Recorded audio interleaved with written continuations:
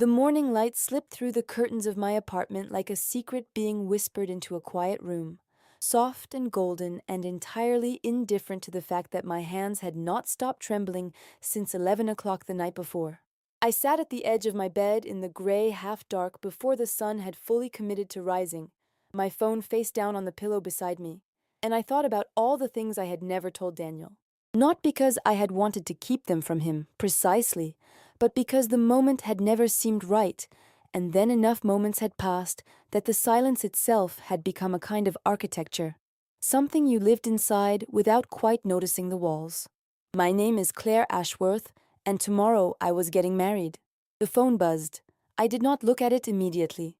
I had developed, over the past several months, a complicated relationship with my phone. The way you develop a complicated relationship with anything that is simultaneously your greatest source of joy and your most reliable source of low-grade anxiety. Daniel texted me constantly, cheerful little messages throughout the day, pictures of things he found funny, voice memos when he was walking between meetings, and I loved all of it. I loved him with the kind of thorough and slightly terrifying love that reorganizes the furniture of your interior life until you can barely remember where anything used to be. But his mother was another matter entirely. Her name was Ingrid Hoffmann, and she had retained her maiden name even through 26 years of marriage to Gerald Hartley, which I had always privately thought was a meaningful statement of something, though I was not entirely certain what. She was tall in the way that certain women are tall, not merely in the measurement of inches but in the whole disposition of herself, the way she occupied a room, the particular angle of her chin when she was listening to you speak. She had silver hair that she wore pulled back with a severity that somehow managed to look elegant rather than harsh, and her eyes were the pale blue of a winter sky in northern Europe, which made a kind of sense given that she had been born and raised in Munich, and had only come to the United States in her mid-20s, following a man she had later, she told the story without any particular bitterness, decided not to love after all. She did not dislike me. I was reasonably confident of this. But she had a way of looking at me that made me feel as though I was being quietly evaluated against a rubric I had not been given access to. A rubric that was both exacting and somehow personal, as though what she was assessing was not whether I was good enough in some general sense, but whether I was the specific and particular shape of good enough that her son required. I did not blame her for this. Mothers of only sons are permitted a certain fierce attentiveness to the women who propose to claim them. I picked up the phone. "My mom wants you over for dinner tonight," Daniel had written. "Just the two of you. She has something she wants to talk to you about before the wedding." I said I thought it was sweet. "Please tell me you think it's sweet and not terrifying." I stared at the message for a long moment. Then I typed back, "It is absolutely sweet, and not even slightly terrifying." "What time?" "7," he replied. "She's making sauerbraten. And Claire, she likes you, I promise." I set the phone down and looked at the ceiling and thought about sauerbraten and about the particular quality of Ingrid Hoffmann's silences and about all the things I had never told Daniel, and I decided that today was going to be a day that required exceptional coffee and possibly a long walk. The long walk took me through the park 3 blocks from my apartment, along the path that runs beside the small man-made lake where the ducks congregate in the mornings with what always strikes me as an air of profound civic purpose. I had lived in this city for 9 years, had walked this path in every season, had made most of the major decisions of my adult life while watching those ducks conduct their inscrutable business on the water. I had decided to leave my first serious relationship here, had decided to apply for the position at Meridian Language Solutions here, had decided, 2 years ago, almost to the day, to stop pretending that I was not in love with Daniel Hartley and simply tell him so. The decision to keep certain aspects of my past from Daniel had not been made on this path. That decision, such as it was, had been made in increments over the preceding months, in the gaps between conversations, in the moments when I had thought about bringing it up and then thought about how it might change things, and then thought about how much I did not want things to change. It was not exactly deception. It was more like a selective editing of the narrative I presented, the way everyone edits the narrative they present, leaving out the chapters that seem too complicated or too long or too much like a digression from the main story. The main story, I had told myself, was this. I was Claire Ashworth, 31 years old, a senior language consultant at Meridian Language Solutions, a firm that specialized in high-stakes interpretation and translation services for corporate clients, legal proceedings, and international negotiations. I spoke English, French, Spanish, Italian, and Mandarin Chinese professionally, meaning I had been paid to use them in contexts where precision was not merely desirable, but contractually obligatory. I also spoke, with varying degrees of fluency, Portuguese, Dutch, and Japanese, and German. Particularly German. The German was the chapter I had edited out. I had reasons. I will explain them, because this story does not make sense without them. And because by the time I walked into Ingrid Hoffmann's house that evening, I had spent 8 years constructing a very specific silence, and I want you to understand the shape of it before I tell you what happened when it broke. My father was an academic, a professor of comparative literature at a university in the northeastern United States, that was neither famous enough to impress people nor obscure enough to be interesting. He was, in the way of certain academics, a man whose intellectual life was substantially more vivid and real to him than his domestic one, not unkindly, but with a kind of chronic distraction that meant that his actual presence in our house was frequently theoretical.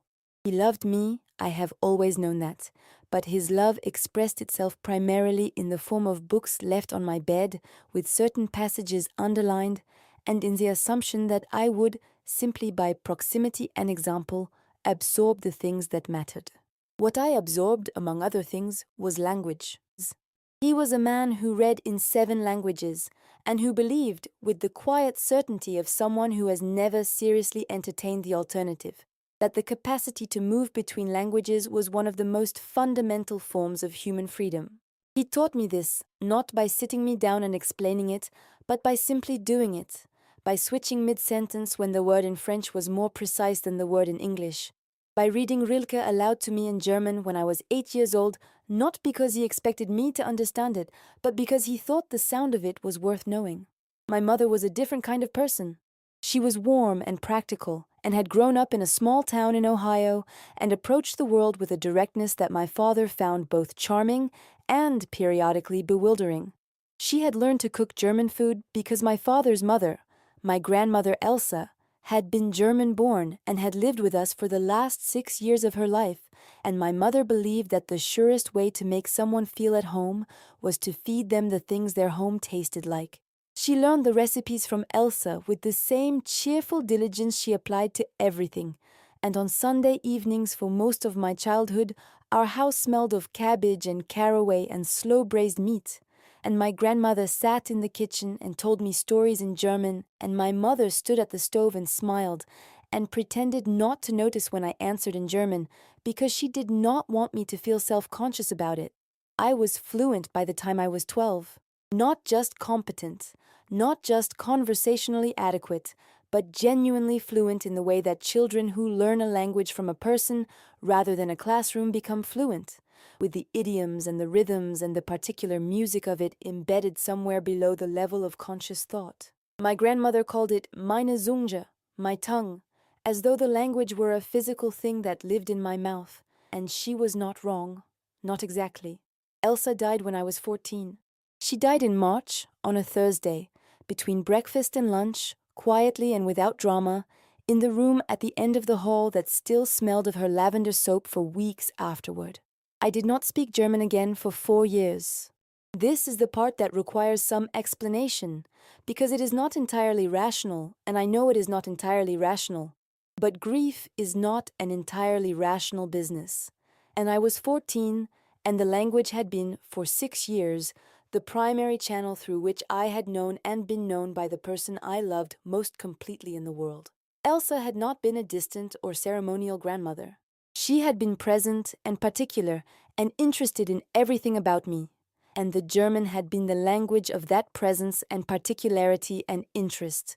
And when she was gone, the German felt like a place I could not go to anymore, a room whose door was now shut. I started again at 18, taking a course at university, partly because my father was disappointed in what he called the waste of a natural gift, and partly because I had, by then, developed enough distance from my grief to be curious about the language again without it feeling like an intrusion. But I never told people about the fluency, not the full extent of it. I spoke German professionally when I had to, with clients and in depositions and in the high-stakes rooms where precision was required. But in social contexts I kept it quiet. It felt private in a way that my other languages did not, still connected to something interior and personal that I was not certain I wanted to display. This is how I found myself, 8 years into my professional life as a linguist, engaged to a man whose mother was a native German speaker, and somehow having never mentioned it. I know exactly what you are thinking.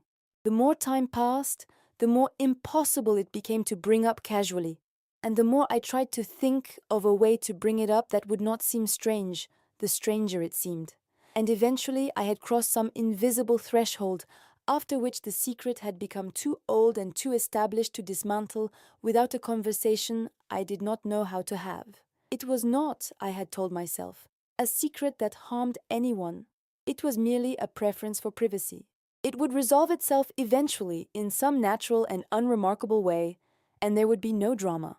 I thought about this on my walk, watching the ducks and drinking my coffee, and I thought about the dinner that evening, and I thought about Ingrid Hoffmann's pale eyes and her sauerbraten, and her quality of attention that felt like being held up to the light and examined from both sides. Then I went home, and I got dressed, and I did my hair, and I went to the dinner. Ingrid lived in a house in the older part of the city, on a tree-lined street where the houses had been built in the 1920s and had settled into themselves with the comfortable solidity of things that have been standing long enough to stop worrying about it. Her house was grey stone with white trim and a garden that she maintained with an intensity that suggested it was doing double duty as both hobby and emotional regulation. The roses were already in bud, weeks before they should have been, as though they too understood that they were in the presence of someone who did not accept excuses from growing things. I rang the bell at exactly 7 o'clock. I had been sitting in my car for 6 minutes. She opened the door before I had finished removing my finger from the bell, which suggested either that she had been watching for me or that she had extremely fast reflexes, and I would not have put either past her. "Claire," she said. Her voice was warm. This was always slightly startling to me. The warmth because I had constructed such an elaborate architecture of anxiety around her that the actual Ingrid sometimes caught me off guard by being a person rather than a symbol. "Come in. You look beautiful. That color is wonderful on you." I was wearing a deep green dress that I had agonized over for 40 minutes, and the fact that she noticed and approved of it produced in me a relief so disproportionate to the stakes that I was briefly embarrassed by myself. "Thank you," I said. "It smells incredible in here." "The sauerbraten has been marinating since Tuesday," she said with a satisfaction that was entirely deserved. "3 days. My mother's recipe. Come, sit. I have wine." The house was exactly as I had expected, and slightly more than I had hoped, beautifully ordered without being cold, filled with books, and with things that had clearly been collected over time rather than purchased all at once. A large wooden table in the dining room that had been used rather than merely displayed. A kitchen that was functional and serious in the German way. No unnecessary elements, everything with a clear purpose and a clear place. On the sideboard in the dining room, between 2 candlesticks, was a framed photograph of Daniel at perhaps 10 years old, standing in what I recognized as the German countryside, squinting into a summer sun, looking precisely like himself. She poured 2 glasses of Riesling and set one in front of me, and sat down across the small kitchen table with the particular ease of a woman who is entirely comfortable in her own house. "So," she said, "you are marrying my son tomorrow." "I am," I said, "if everything goes according to plan." Something shifted in her expression, something small and appreciative. "He is a good man," she said. "You know this already, I think, but I want to say it, because I am his mother and I have the right." "You have every right," I said, and meant it. She looked at me for a moment in that way she had, the quiet evaluation, and then she said, "I want to tell you something about our family, about where we come from. I think When you marry someone, you should know something real about them, not just the pleasant version. I held my wine glass and waited. What she told me, over the next hour and a half, over the sauerbraten and the red cabbage and the potato dumplings that were extraordinary, was not the kind of thing you summarize easily. It was a family history, and like all family histories, it was complicated and sometimes painful, and contained within it both things to be proud of and things that required a certain sustained honesty to confront. Her family had been in Munich for generations. Her grandfather had been a school teacher who had, during the years that required choices of everyone in Germany, made some choices that were not terrible, but were not entirely admirable either.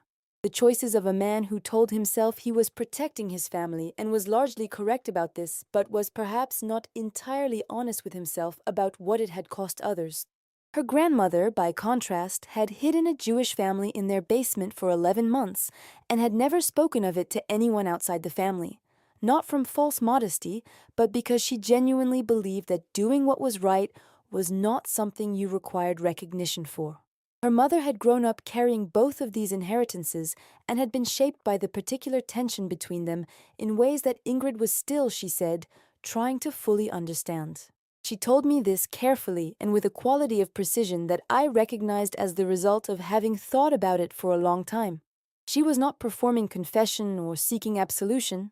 She was offering information, the way you offer a map to someone who is about to navigate terrain, you know, well. I tell you this, she said, because Daniel does not always tell people difficult things. He is a man who loves peace, which is a good quality in many ways and a challenging one in others.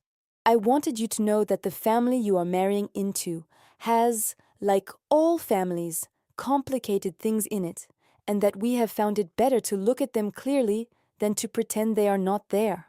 I appreciate that, I said. More than I can properly say? She nodded, as though this was the correct answer.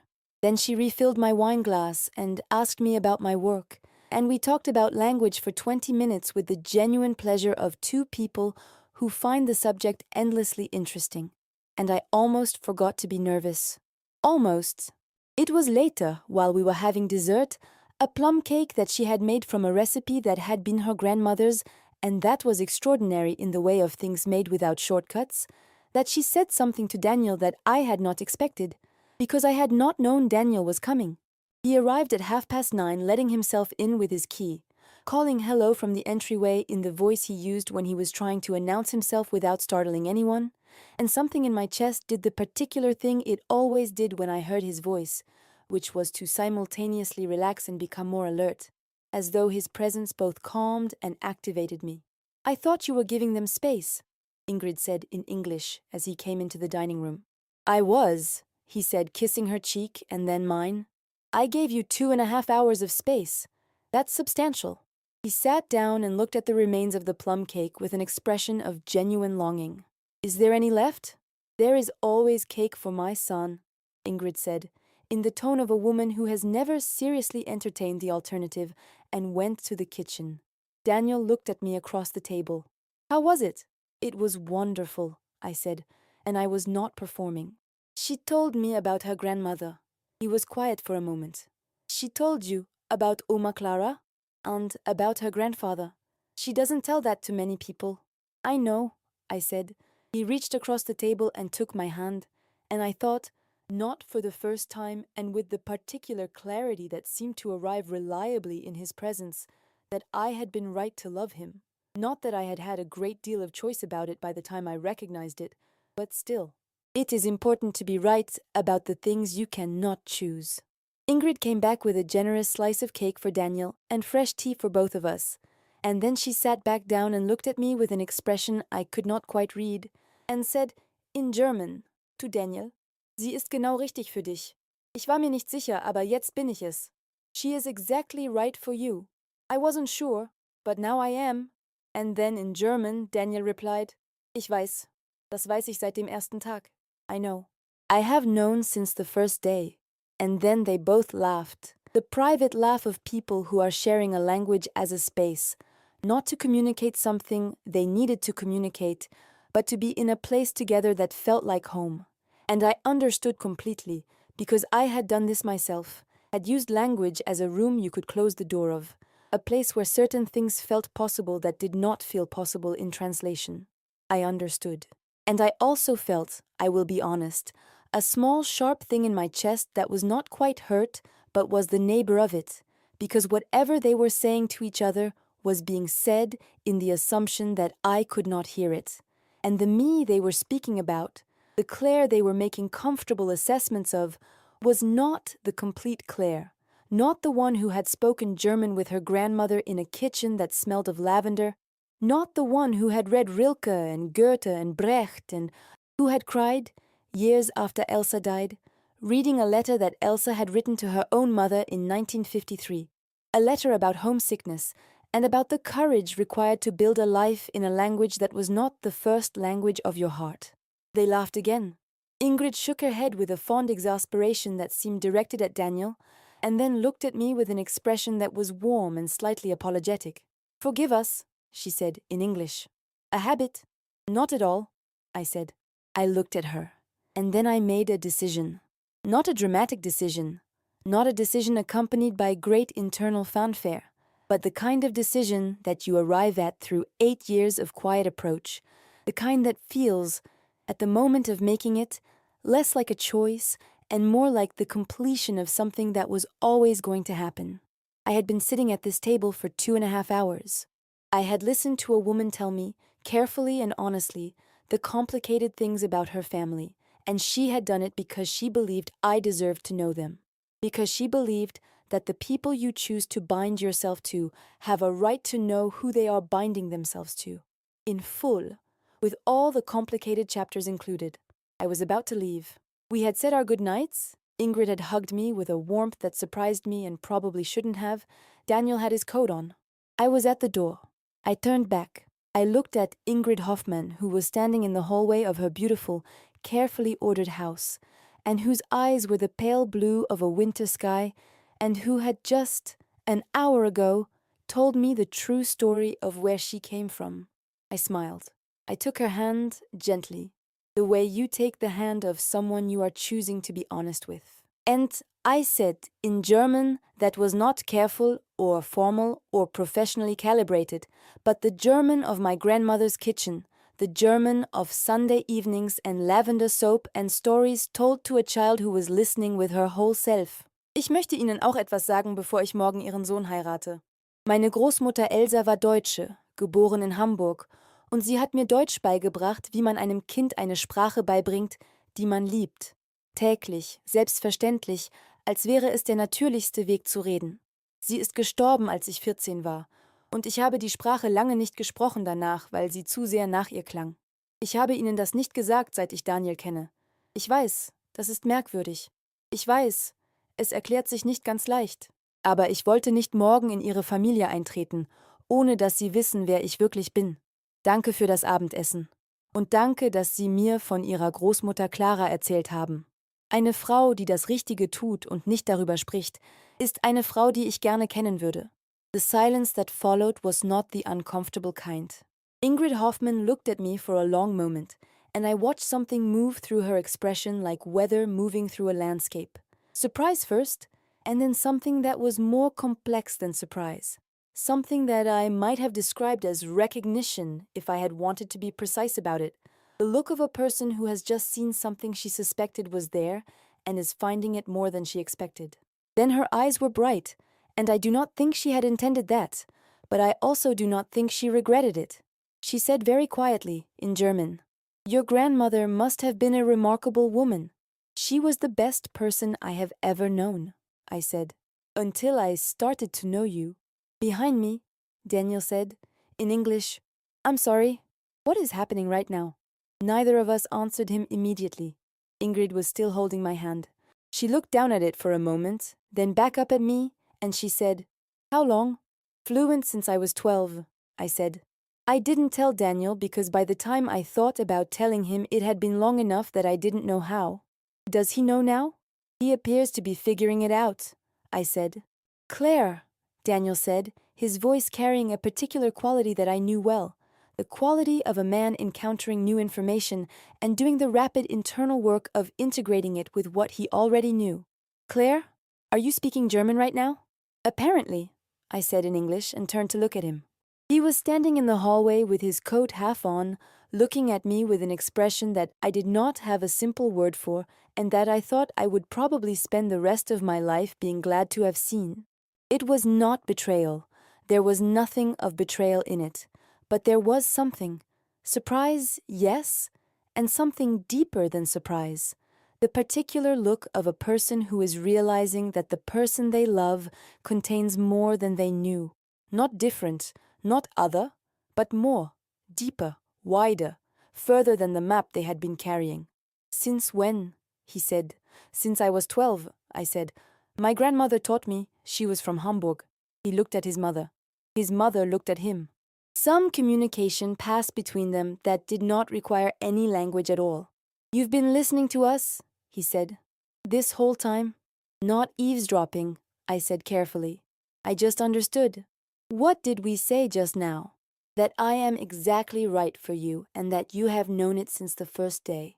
The silence that followed this was not uncomfortable either. Daniel crossed the hallway in 2 steps and put both arms around me in the kind of embrace that does not contain any ambiguity about its intentions, the kind that is both greeting and declaration. And I pressed my face against his shoulder and felt, with a clarity that was almost physical, the particular relief of a person who has been carrying something for a long time and has finally set it down. You're unbelievable, he said into my hair. You know that? You're completely unbelievable. I know, I said. I'm sorry I didn't tell you sooner. You'll explain everything tomorrow, he said. On our wedding day, you will explain everything. Everything, I agreed. Ingrid was watching us from the end of the hallway with an expression that was warm and slightly watery and entirely dignified, and when Daniel finally released me, she stepped forward and put her hands on both sides of my face. The way, I would later think, you might hold something you were afraid of dropping. Willkommen in der Familie, she said. Welcome to the family, not the formal welcome, not the diplomatic welcome, not the careful welcome of a woman maintaining appropriate distance. The welcome of someone who has looked at you all the way through and decided you are someone she wants to know. I drove home that evening through streets that were quiet and blue with late spring darkness, and I thought about Elsa, about the kitchen that smelled of lavender and caraway, about the stories told in a language that had been, for those 6 years, the language of being fully understood. I thought about how grief can make a language into a closed room, and how it is possible to carry a room inside you for years without quite knowing what you are waiting for, and how sometimes what you are waiting for is not permission, but occasion. The right moment and the right person and the willingness to open the door. I thought about Ingrid Hoffmann telling me about her grandmother Clara, who had done what was right and had not spoken of it, not from a desire to hide, but from a belief that doing the right thing required no audience. I thought about the German that had passed between mother and son at the dinner table, the language as a room, the room as a kind of home, and I thought about what it meant to be invited into that room, to be seen moving through it with ease, to have the invitation received not as intrusion but as belonging. Tomorrow I was getting married. Tomorrow I would stand beside Daniel Hartley and make promises in English, the most public of my languages, the language of contracts and declarations and things said in rooms full of people. But somewhere underneath the English, moving through everything I would say and everything I would mean, would be the German, Elsa's language, my language, the language of the interior self, the self that learns things not from classrooms but from kitchens, not from grammar books but from love. I parked in front of my apartment and sat in the car for a moment, not moving, just letting the evening settle around me like something being gently completed. My phone buzzed. I know you're probably still driving, Daniel had written, but I just want to say, I love you in every language, including all the ones I don't speak. Also, my mother has been texting me in German for the last 20 minutes, and she is deeply pleased with herself. I laughed. There in the dark car on the quiet street, laughed with the particular delight of something unexpected and entirely welcome. And I thought about Elsa, and I thought about Clara, And I thought about all the women who had ever stood in kitchens and taught the people they loved something that would outlast them. The recipes and the stories and the languages, the things that do not disappear when the people who gave them to you disappear.